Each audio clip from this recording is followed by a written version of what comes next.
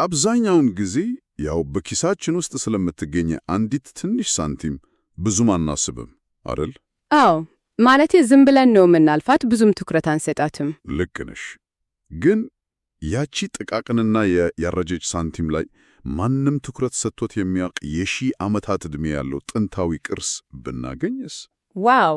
ያማ በጣም አስገራሚ ግኝት ነው የሚሆነው። የዛሬው ጥልቅ ዳሰሳችንም ልክ እንደዚህ አይነት አስገራሚ ግኝት ላይ ነው የሚያተኩረው።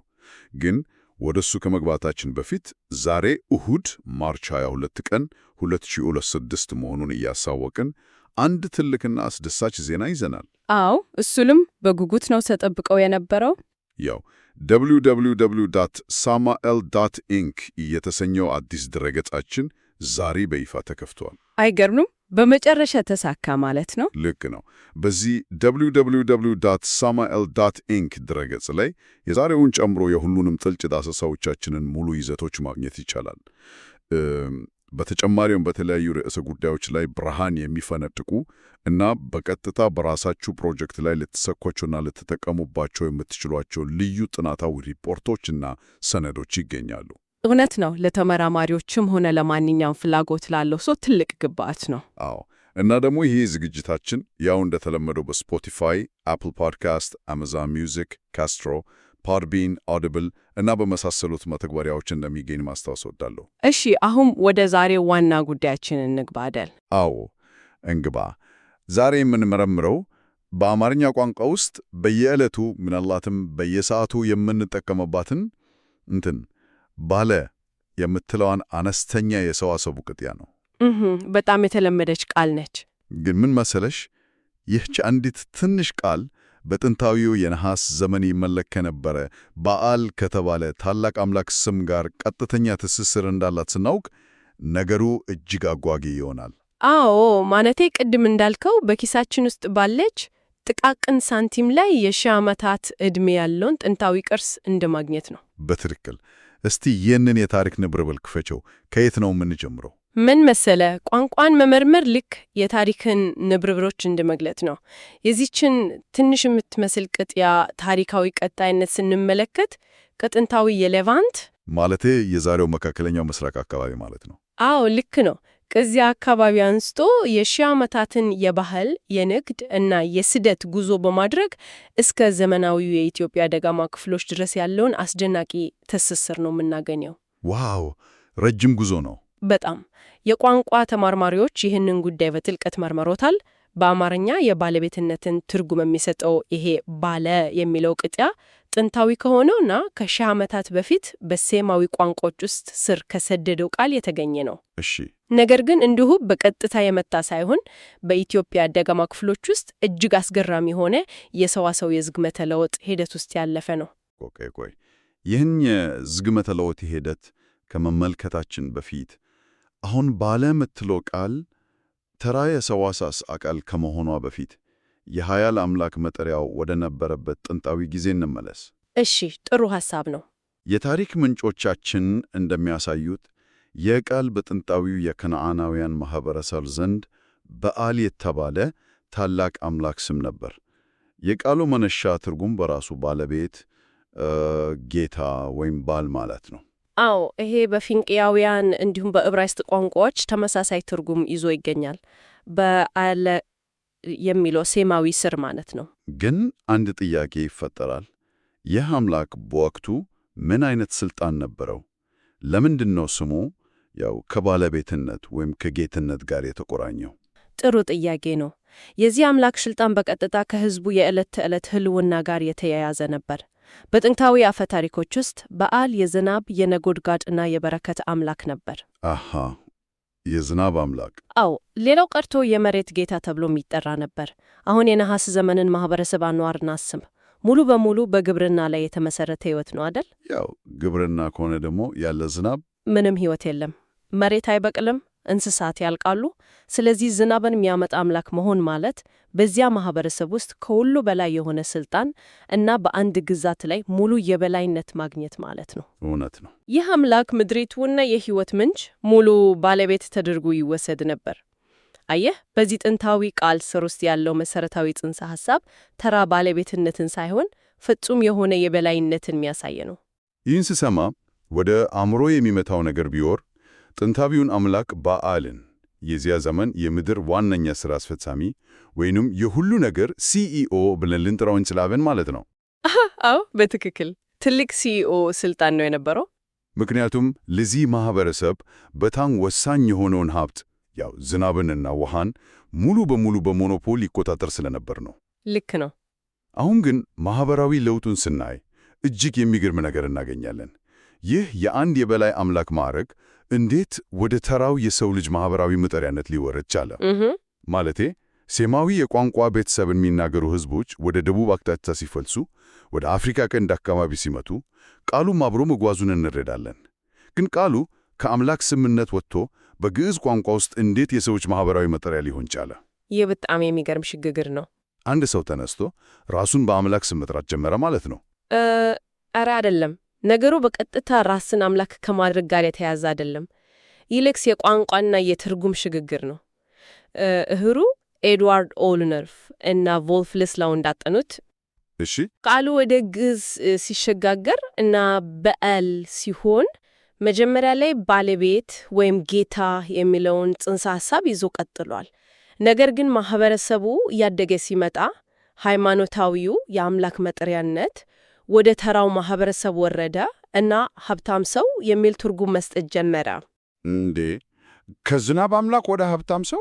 አዎ፣ የትርጉም ትስስሩን ማየት አያዳግትም። አየህ፣ ዝናብን የሚያዘንብ አምላክ ሀብትንና በረከትን ይሰጣል።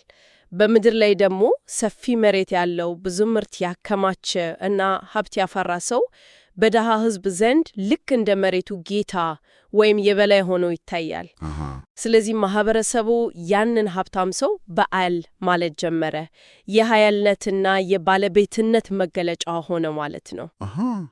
አሁን ገባኝ። ስለዚህ ቃሉ ከሰማይ ወደ ምድር ወረደ ማለት ነው። ሃይማኖታዊው ኃይል ወደ ምድራዊ የኢኮኖሚ ኃይል ተቀየረ። ሀብታሙ ሰው የገዛ መሬቱ አምላክ ወይም ጌታ ተደርጎ ተቆጠረ። ልክ ነው። ትክክለኛ አገላለጽ ነው።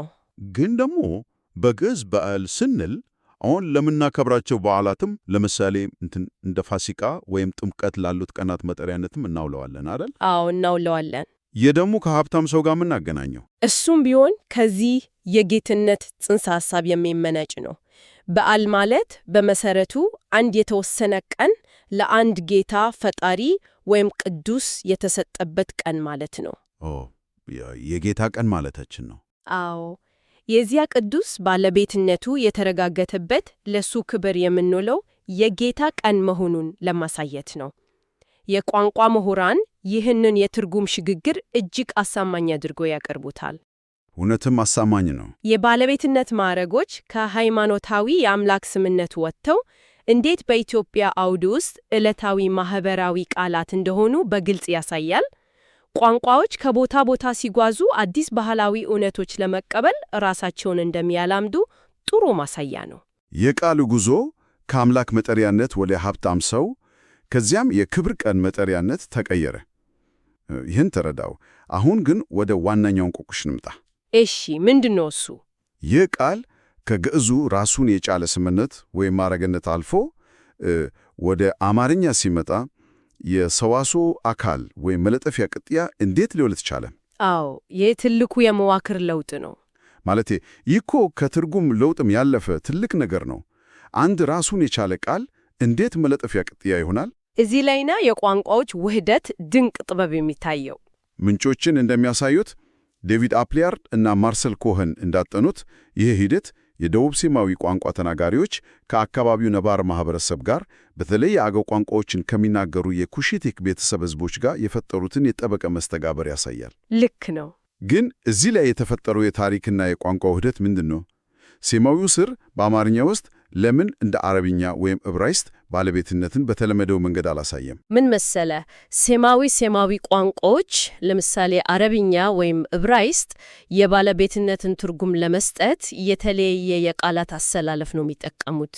ማለቴ ሁለት ቃላትን ጎን ለጎን በማስቀመጥ? አዎ፣ ሁለት ቃላትን ጎን ለጎን በማስቀመጥ የባለቤትነትን ትስስር ይፈጥራሉ። ሆኖም ግን አማርኛ ይህንን መንገድ አይከተልም። አማርኛ ባላን የሚጠቀምበት መንገድ የአካባቢውን ነባር የኩሽቲክ ቋንቋዎች በተለይም የአገው ቋንቋዎች ያላቸውን የአረፍተ ነገር አወቃቀር ፍላጎት የሚያንጸባርቅ ነው። የኩሽቲክ ቋንቋዎች የራሳቸውን የሆነ የተለየ አወቃቀር አላቸው? በትክክል። የኩሽቲክ ቋንቋዎች አንድን ነገር ለመግለጽ የገላጭ ውሂድ ቃላትን መፍጠር ይወዳሉ። ቃላትን እያጣበቁ መገንባት ይቀላቸዋል። አሃ፣ ማጣበቅ። አዎ። ስለዚህ አማርኛ ምን አደረገ መሰለ? ሴማዊውን የበዓል ስር ወይም የጌትነት ቃል ወስዶ በኩሽቲክ የሰዋሰው መዋቅር መሰረት ከሌሎች ቃላት ጋር እያጣመረ አዲስ ቃላትን መፍጠር ጀመረ። አይገርምም? ይህ እኮ ልክ ከውጭ የመጣን ዘመናዊ የሞተር ክፍል ወስዶ በአገር ውስጥ በተሰራ የመኪና አካል ላይ እንደ መግጠም ነው።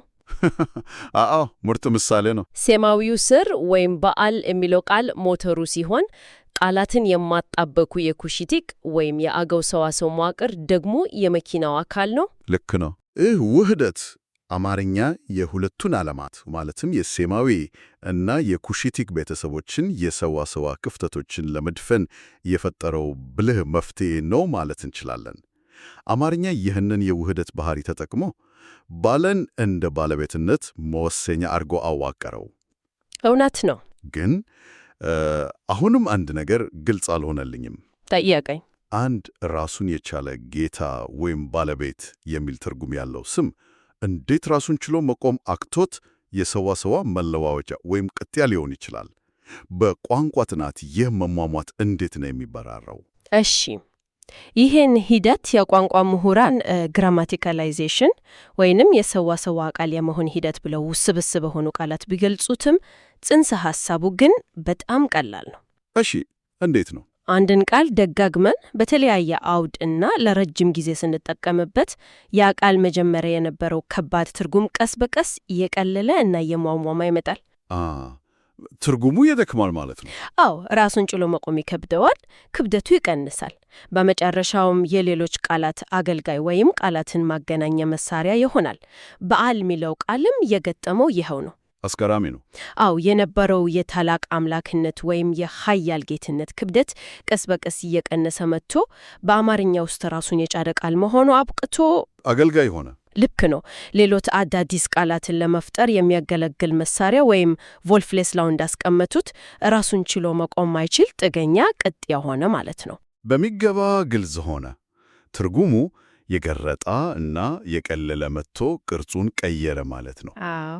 ይህን ታሪካዊና ሰዋሰዋዊ ትንታኔ አሁን ወደ ዕለታዊ ሕይወታችን ስናመታው የዚች አነስተኛ ቅጥያ በአማርኛ ውስጥ ያላት ተግባራዊ ጠቀሜታ እጅግ አስገራሚ ሆኖ እናገኘዋለን። በጣም እንጂ። አማርኛ አዲስ ቃላትን ከመፍጠር ይልቅ ያው ባለ የሚለውን ቅጥያ ልክ እንደ ሌጎ መጫወቻ መሰረት በመጠቀም ማናቸውንም ቃላት በቀላሉ መገንባት ይችላል። አዎ፣ ሌጎ ያልከው በጣም ትክክል ነው። ቅጥያዋን ከማንኛውም ቃል ፊት እናስቀምጣለን። ወዲያውኑ አዲስ ትርጉም ያለው ማህበራዊ ወይም ሙያዊ መለያ ይፈጠራል።